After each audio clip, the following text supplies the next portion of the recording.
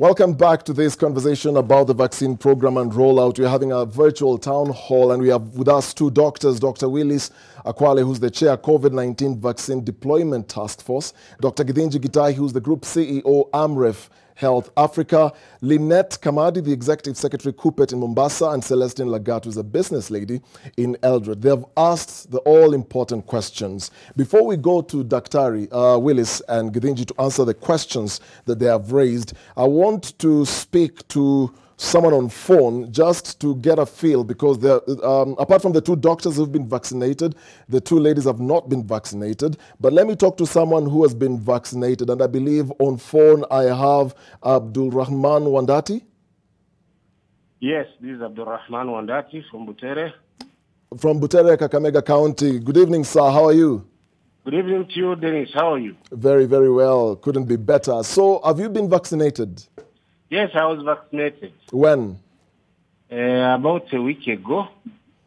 How old are you, if I may ask? I'll turn 60 in July this year. Oh, so you fit within the group that's supposed to receive that first dose? Yes.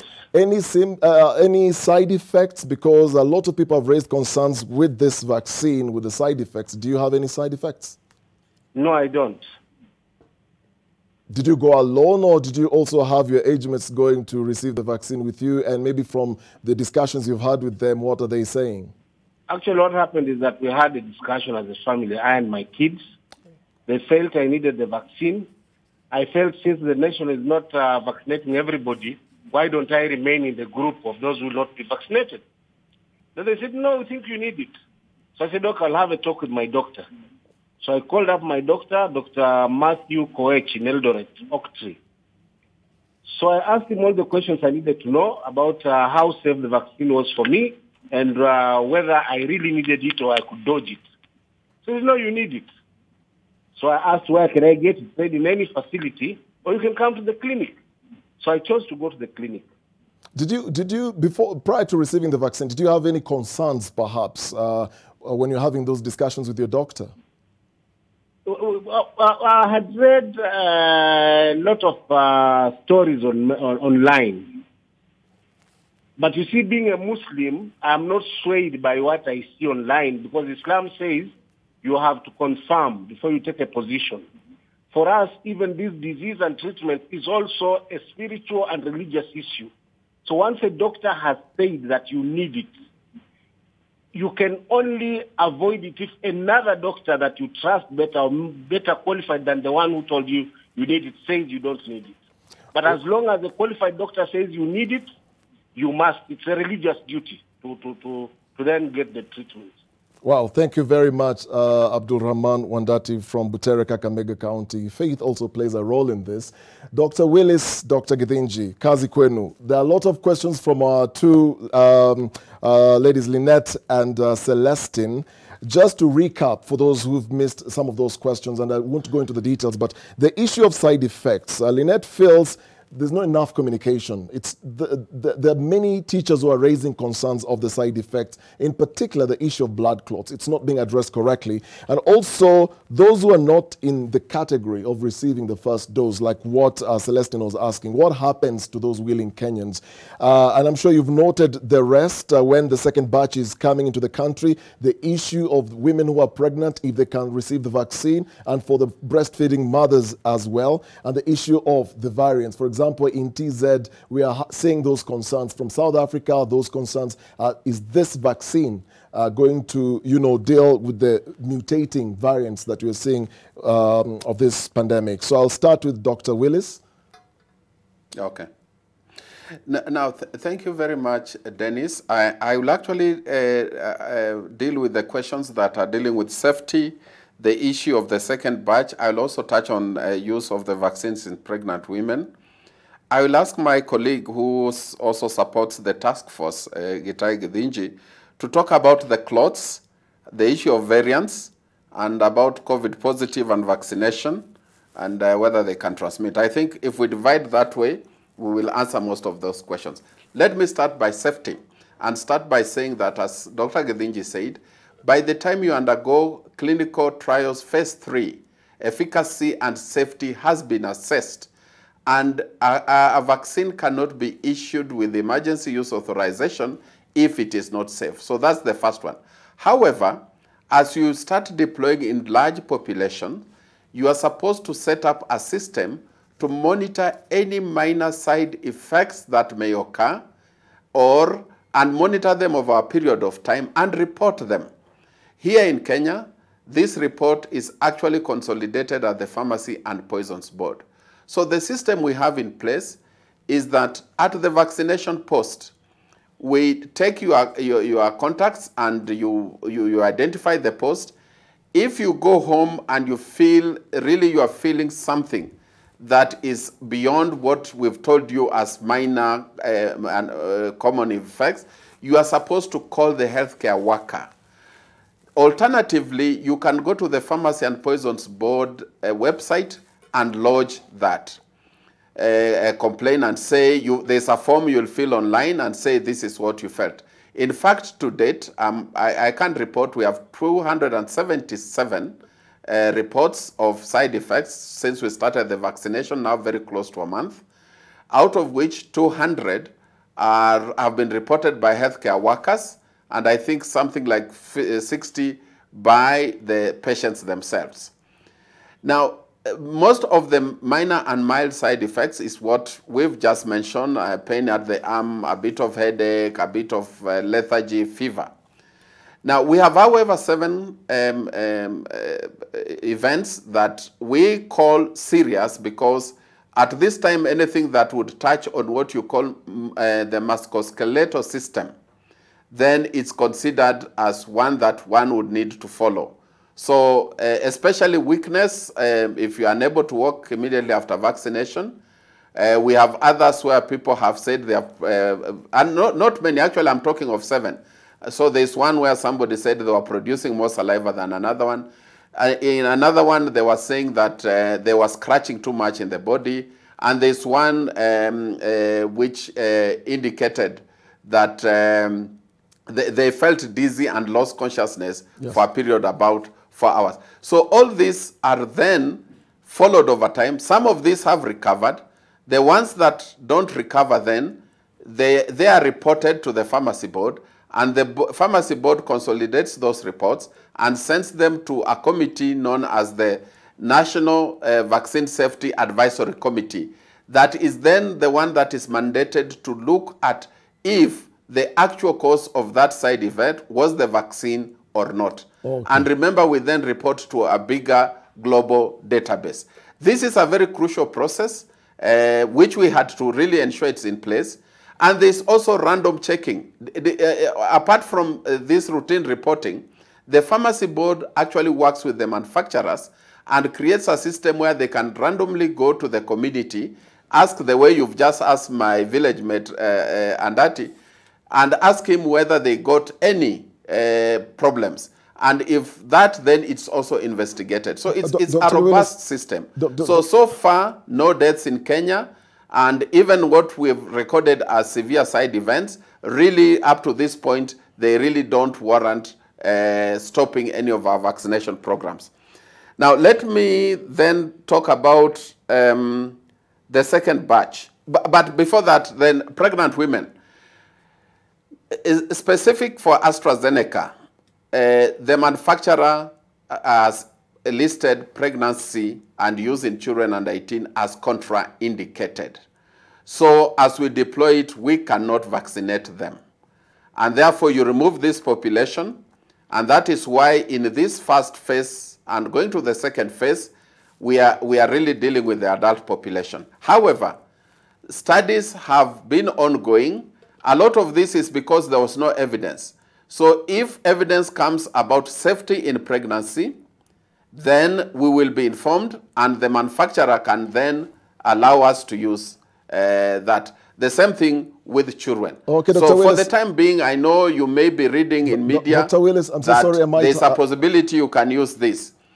However, Dr. in Willis, the setup at which we are deploying, it's very clear we cannot vaccinate in pregnancy, and especially during the first 3 months when the organs are forming in the womb, that is not totally allowed. I know in some jurisdiction and some countries, they are saying if somebody, the risk of corona, especially in the second and third trimester, a medical practitioner may weigh risks. However, under the current deployment as directed by our regulator, Pharmacy and Poisons Board, and the manufacturer, we cannot use that vaccine in pregnancy. All right, Dr. Willis. Dr. Willis, if you can hear me, allow me to just to let Githinji come in quickly. I know you're going to handle the issue of the second batch. We'll come right to that. About the issue of the variants, there's a concern, especially with our neighboring country, Tanzania, the mutation that is taking place of this virus and the many variants all the way from the UK and South Africa. If we are still vaccinating people with AstraZeneca, will this vaccine deal with the variants that we are seeing and the mutations of this virus very quickly? I don't have a lot of time, but very quickly. Yeah, Dennis, the mutations of vaccines are normal. They are common, especially this type of vaccine. They're called RNA vaccine, viruses, this type of virus. The flu virus mutates all the time, and that's why the flu vaccine, has multiple variants of it, is combined. So we know that sometimes mutations can affect the way the virus works. For now, we do not have strong evidence to say that the variants available are escaping, the particular vaccine. We are aware that there is a mutation of UK origin, and the UK is still continuing to vaccinate people using AstraZeneca. So if this happens in future, scientists are already in the lab, from my knowledge and from WHO information, looking at future variations in the vaccines to ensure that with the new variants, then they will be handled. So we do not have any evidence that any particular mutant or any variant will affect our vaccination agenda. And what's most important right now is to save lives. And even if we save lives for a year or two and then we have to develop a new vaccine and a booster, it's all fine. I'm not saying it will happen, but it is all fine. So right now it's about saving lives. And quickly, Dr. Githinji, what happens when you unknowingly get a COVID-19 jab when you're already infected with the virus itself and you're positive? So the advice on all vaccines is that there's no COVID test needed before vaccination. That tells you actually that there's no risk of receiving the vaccine when you have COVID. Now, this is what is happening in reality. If you do not know you have COVID, and you may, because 93% of our COVID cases are asymptomatic. They have no symptoms. So we get it, we don't know. If you receive the vaccine, there's no challenge at all. It's fine. You receive the vaccine. It helps you to build adequate immunity. If you have COVID and you also have symptoms, fever and others, just like we advise children when they come for vaccination and they have a fever, we say, go home, and when the fever goes, come for the vaccine. So if you have active COVID disease, the advice is wait for it to go, then in 4 to 6 weeks, go back and get your vaccination. Now, what we have seen is that in some instances where people are positive, the immune response is actually bigger. So those people are likely, not all of them, a few of them are likely to get a little more severe fever, more fatigue, which means that actually the immunity is building faster. And we must remind people that side effects are actually an indicator that your body is building immunity. So we must see them as a positive thing happening in your body. So this is the only thing, but no one should worry that they'll receive the vaccine and because they have COVID, it will affect them negatively. No. Well, thank you, Dr. Githinji. We'll go back to Dr. Willis before we go back to Celestine and Lynette. I believe I have a caller online, and I believe this is Mark from Nairobi. Good evening, Mark.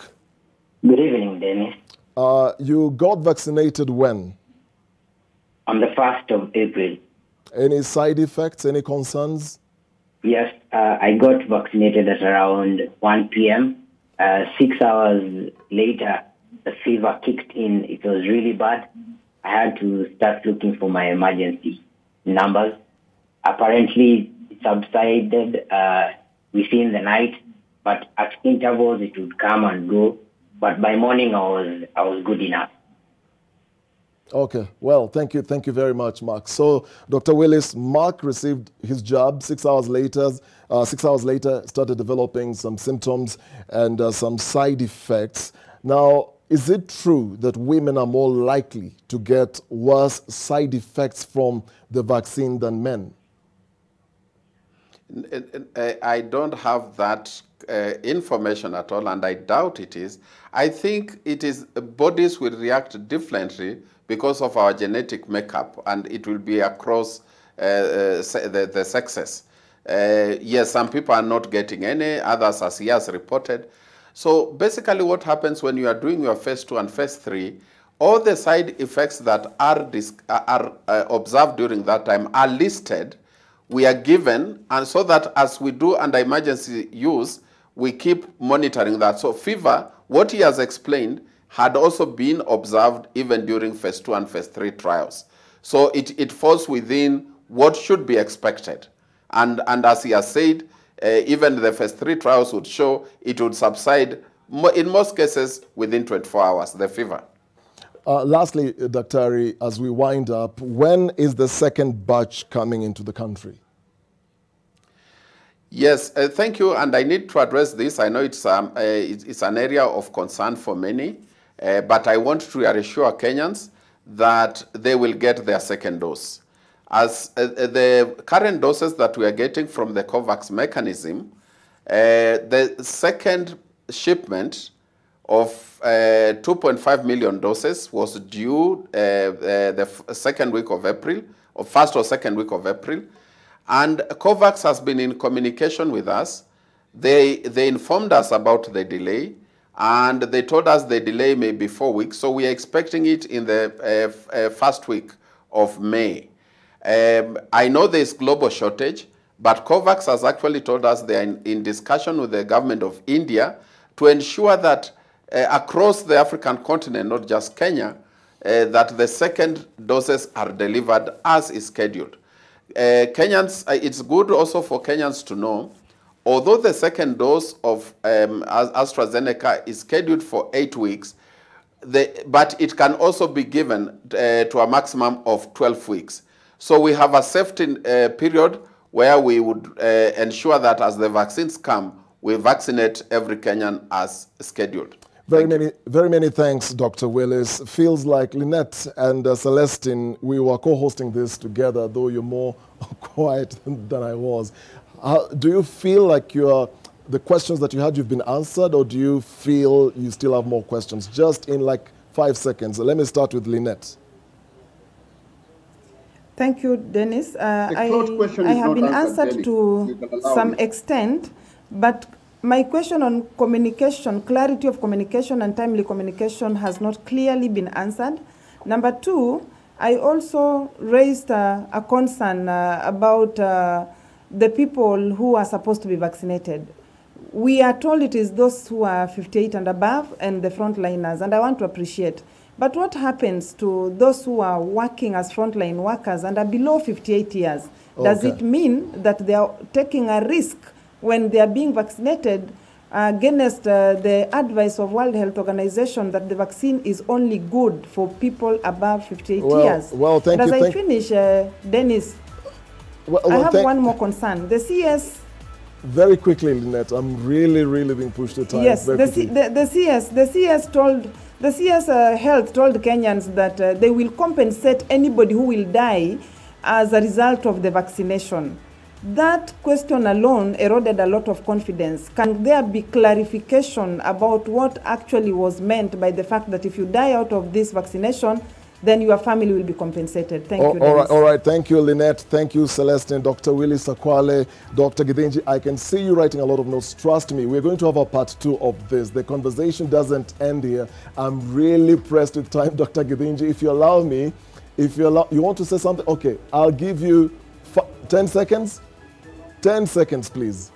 This is really critical. This is critical, and I don't want to contradict my boss, but I am reading here on the WHO that whereas there is a precaution or a caution on pregnancy, yes, people who are high risk, health workers who are high risk, they are diabetic, they have hypertension, and they happen to be pregnant, the benefit of vaccination outweighs the risk that may be with the vaccine, if at all.